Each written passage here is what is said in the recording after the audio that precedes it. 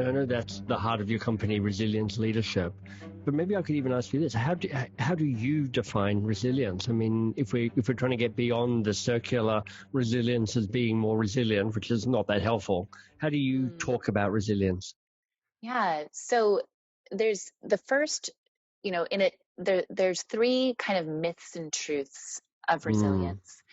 And I love your emphasis on talking about, what a concept is and what a concept is not. Mm-hmm. And so the first myth of resilience is this phrase that we use a lot in the English language, but we don't think about it a lot.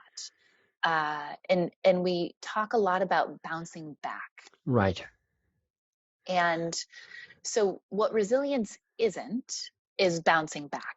Nice. Because if we think about this from a personal lived experience, if we think about this from a neuropsychological experience, every experience that we have in our lives fundamentally and forever changes us in small and large ways. Right. And therefore, once we've had an experience, we don't go back to the way that we were before that experience. Mm-hmm.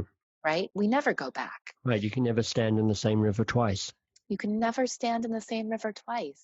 And so rather than thinking about bouncing back, because what this has also become is a relatively unhelpful phrase, because I've met with so many leaders and we're in the midst of this whole, sort of corona virus, global pandemic upheaval. What the heck is happening? Exactly.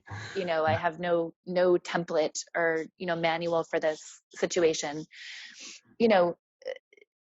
People have talked about, well, I can't wait until we go back to normal. Mm-hmm. And I'm thinking normal has left the building at this stage. Normal has left the building. Yeah, it's like, let's not go rushing back to normal before we know what about our normal is worth going back for. Nice. And one of the worst things that I think could happen in all of this, aside from, the incredible tax that this is putting on our healthcare system and the loss of human life and tragedy, I think the worst thing that could happen is that we would not allow ourselves to be changed by this. So is resilience then about navigating change in a way that serves us rather than diminishes us? So if resilience isn't bouncing back, what I believe, sort of relative to the, myths and truths, like a really simple phrase, is resilience is bouncing forward. Nice. Resilience is about understanding, making meaning out of what is happening, what has happened, and allowing ourselves to be, again, fundamentally and forever changed in ways that allow us to be both more compassionate and empathetic and to have more wisdom. So I'm looking up at the ceiling here because I'm like, my brain's going 1,000 miles an hour figuring this out. So it feels, as you say, resilience is bouncing forward. You've got an element in there of recovery. It could be the bounds.